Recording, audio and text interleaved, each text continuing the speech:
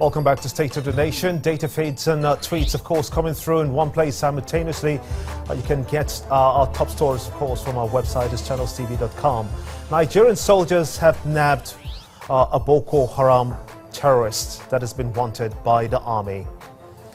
Now the leaders further increasing its offensive on the insurgents, who was said to have been badly injured in gun battles and later died while being interrogated. Was listed as number 95 on the first published poster of 100 wanted Boko Haram terrorists. The spokesman of the Nigerian army, Sani Usman, said that the efforts that led to the bursting of the Boko Haram logistics supply group was carried out by a combined team of troops from the 7 Multinational Joint Task Force Brigade, Quick Response Group, that's the QRG, stationed in Baga, and those of the 118 Task Force Battalion. Mr. Usman, the colonel, said that troops of the 7 Multinational Joint Task Force Brigade quickly responded, and they were stationed in those 2 areas, as we mentioned. We're now being joined by retired Captain Aliu Umar from our Abuja studios. I want to thank you so much indeed for joining us at this time. What we know so far is that the Boko Haram leader was number 95 on this picture poster that we saw released earlier on by the army. What does this signify, and how does this affect the equation now that the army are on the offensive?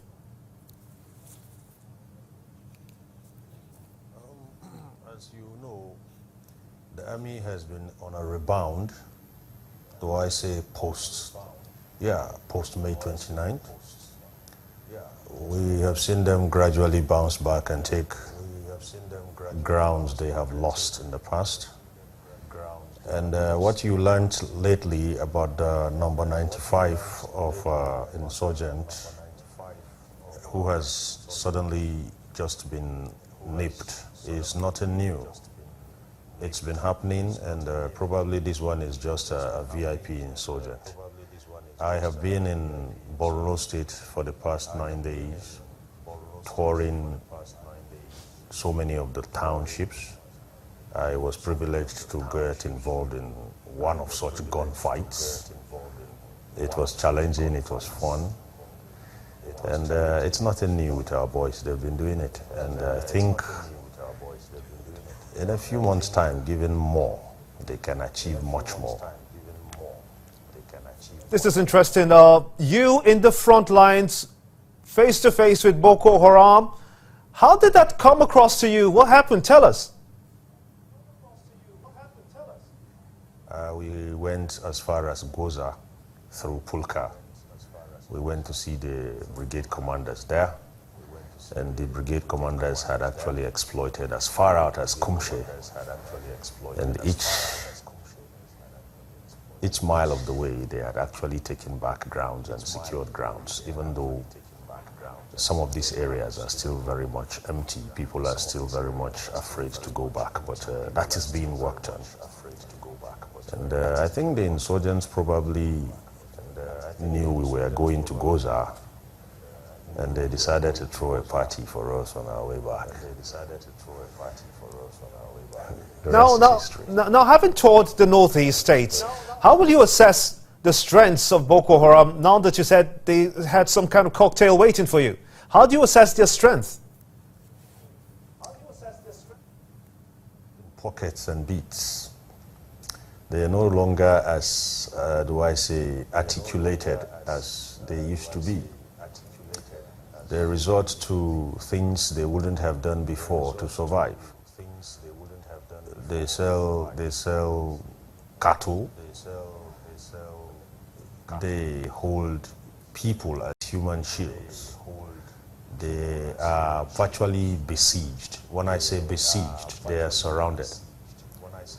They have supply routes across major roads that lead to places like Mongno, Dikwa, Bama, Goza,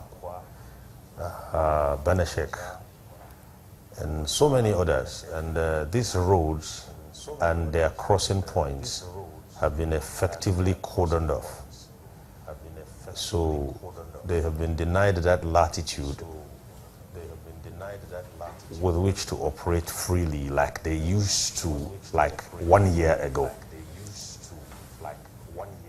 So now, having been effectively cut off, their communication and supply logistics lines have also been cut off. A good number of them are isolated in areas that are difficult to access, particularly areas that have poor roads that are not easily accessible.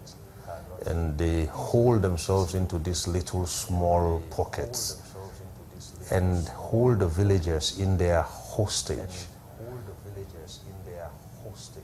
You could see a village of 5 huts with a maximum population of 40 or thereabout, and you see these insurgents keeping them as human shields and feeding off their cattle and herds, which they take to markets to sell. I can see how that too has been effectively cordoned, because I know there is no room now for anyone to just walk into any of the markets and sell cattle. You have to go through a streamlined process. So we are seeing them actually gradually being decimated. There are little pockets and traces of them around. Every inch of the northeastern states is not free of terrorists, but to a large extent, if you do a comparison to what we had 12 months ago, this time last year, then they've been effectively debunked. And Captain, I can tell you that this is one of the greatest news. Forces are now in control. I was just saying, this is one of the greatest news that I've heard so far. I mean, confronting Boko Haram in this manner, and you in the front lines, I can see and imagine how tired you are just looking at your picture coming back from Borno State on that your tour. But tell us, what must be taken into consideration to bring about civil authority in those areas that have been recaptured by the Nigerian forces? I came in last night, and I've tried to rest, but there's still much work. There's still much work waiting to be done. And make no mistake about it, as I said earlier, we have an army that has a soul that is willing, but in the past was made weak deliberately. For whatever reasons I won't know. A little encouragement and a little investment in this army of ours should be able to do it in such a way that may even suggest 1 or 2 things for others to come learn from us.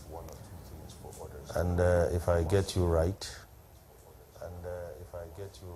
going forward, what do we need to do to bring about constituted civil authority? We have reached the phase in the northeastern operations, if I can call it that, where we need to do some confidence building.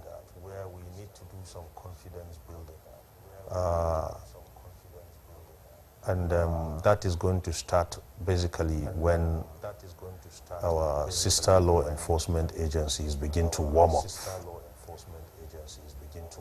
so they can lead the civil populace back home into their towns.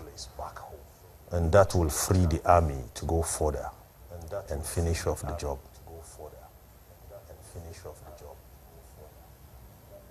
Captain Aliyu Umar, I want to thank you so much indeed. In your tiredness, you are still able to get to the studio in our Abuja studio. Many thanks indeed. We do appreciate sparing out time to be with us here on State of the Nation. And that's how it's been on the show at this time. I want to thank you so much indeed for being a part of State of the Nation. We'll be looking at more pertinent issues that concerns the nation next week when we return back to you. Don't forget, we'll take the conversation out of the studios and treat. I'm Gimba Umar, and bye for now.